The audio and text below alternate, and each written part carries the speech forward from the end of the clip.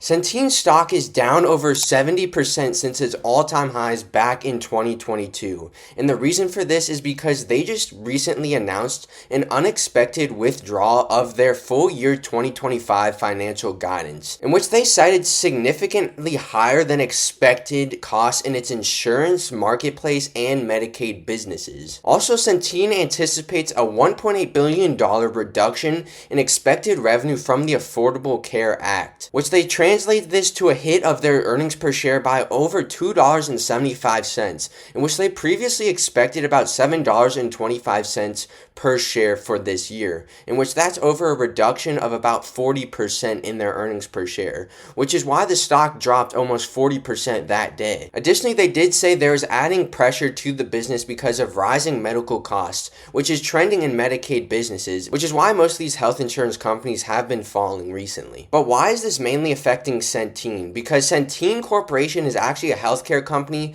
that focuses on providing government-sponsored and commercial healthcare programs, in which they mainly provide government programs, meaning the Affordable Care Act is actually harming the business and reducing a lot of their revenue and earnings because of the reduced spending on this from the government. So with this big drop in stock price, I'm going to be taking a look at the financial health of Centene throughout the video, and then at the very end of the video, I'm going to be analyzing the stock using my intrinsic value calculator to determine the fair value price and to see if we should be buying the stock with this huge dip. But first, I have a huge announcement to make, in which I have created a website and it's called Victor.com. If you want to go check it out, the link is in the description. It is basically a website that was made for finance people, and I sell a few products on that website, mainly hats and posters, which I have designed myself, which I've created some posters for each stock, such as Nvidia, Microsoft, and Google so far. I've created a nice design with those posters, and if you want to go check it out,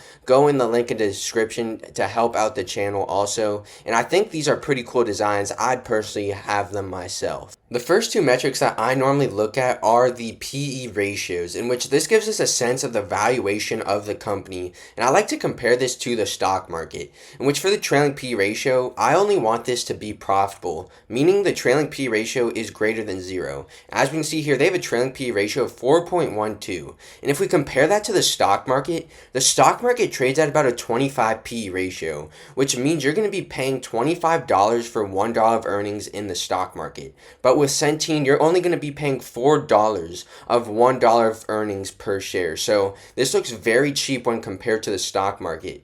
But now for the forward P ratio. While this is also the price divided by the earnings, this is the price divided by the future earnings per share expected by analysts. And as I said earlier, they expected a huge cut in their guidance, which shows us here right now with a forward P ratio of 9.62. Normally, we want to see the forward P ratio less than the trailing P ratio, because if it is less, that means the company is going to be growing in the future. But it is still less than 30, which I want, so it still looks pretty undervalued, especially compared to the market, but this is a red flag to me that this is so much higher than the trailing PE ratio. Normally we want to see this lower, but nonetheless it's still a check mark. The next metric that I like to look at is the revenue growth rate, in which this is the total sales of the company, and I want to see this growing at a greater than 5% rate each year. And as we can see with the revenue growth rate, it is growing every single year, and this looks very good for Centene, and it's growing at about a 10 to 15% rate each year, so they're continuing to grow at a very fast rate, and I really like this about this company.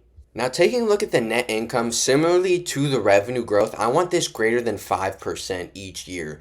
And the reason for this is because we want to see the profit of the company growing over time, in which the stock price normally follows the net income increase over time, or basically the earnings per share. And as we can see here, it is also growing at greater than 5%, and it's definitely growing at about 15% too. So both the revenue and net income looks very good from this company. And I think it's trading at a very cheap valuation, but the reason for that is because of the huge cut in guidance in the future and just all the uncertainty with this company. But the net income and revenue growth rates look very good, so this is good for Centene. Now, the next metric that I like to look at for a company is the shares outstanding, in which I want the shares outstanding decreasing over time because I want us to be having a greater percentage ownership in the company. Because if a company buys back shares, that means there's going to be less shares outstanding for other people to own. So if you already own a certain amount of shares, that means you're going to actually have an increase in your ownership and you'll actually get more earnings per share.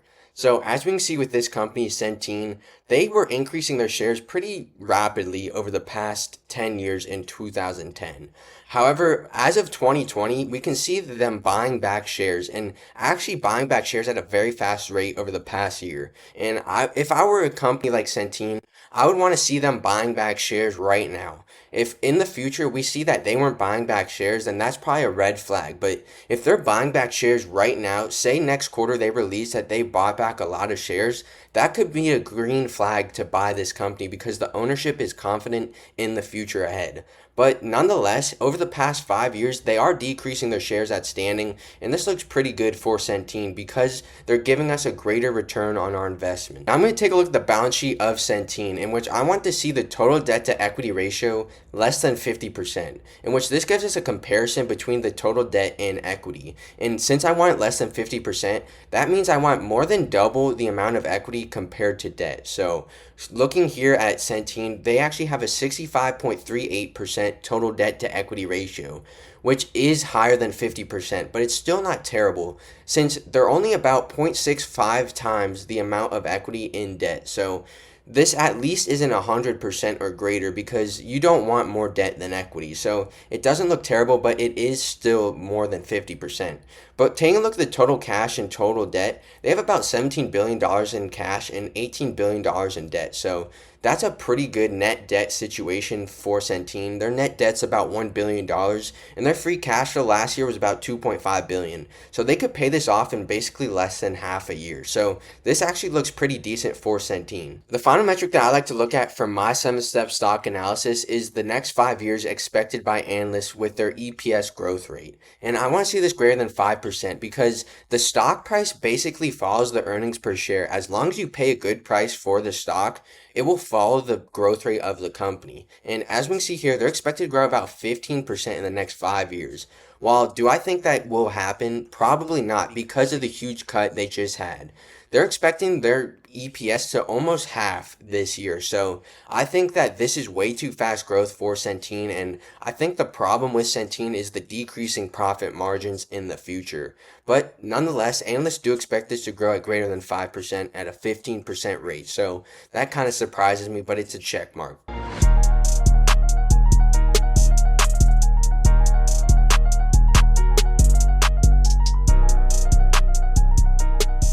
So now I'm going to take a look at my intrinsic value calculator that I created to determine if we should be buying Centene today with this huge dip in stock price. The first thing I have to do is assume the future annual revenue growth rate for Centene over the next 10 years, in which I think a fair revenue growth rate for Centene is probably 7%.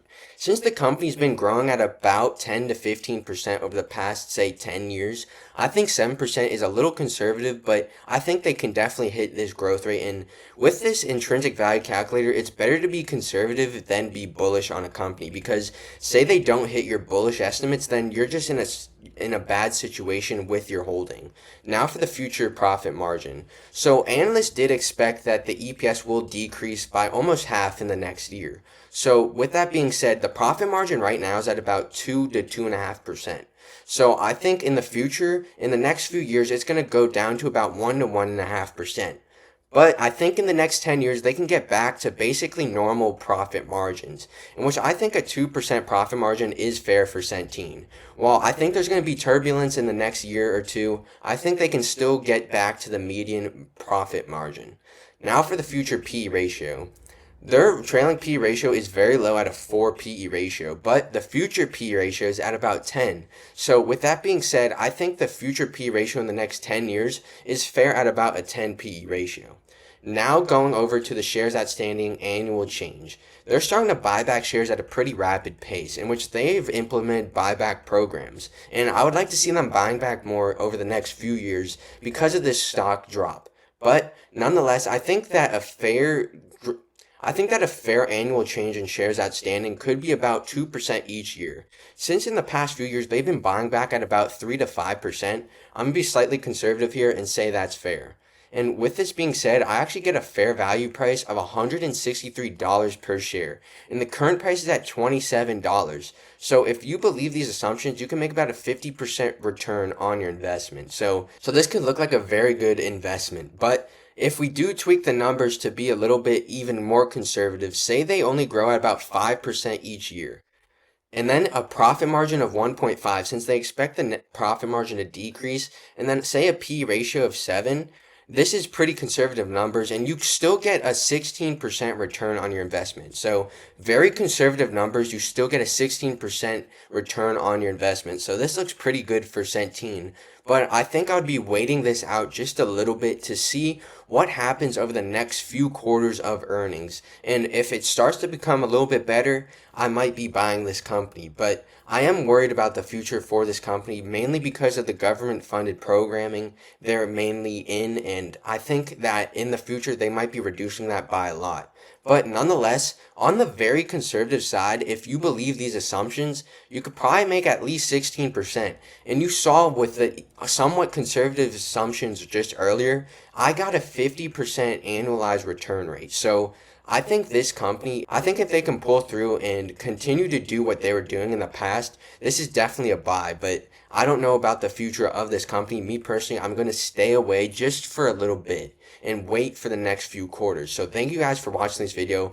Please hit the subscribe button, like this video. Go down in the comments and tell me what stocks you want me to analyze next. I decided every weekend I'm going to be making videos based on comment suggestions. So if you comment down below, I'll probably be making a video on that each weekend. So thank you guys for watching.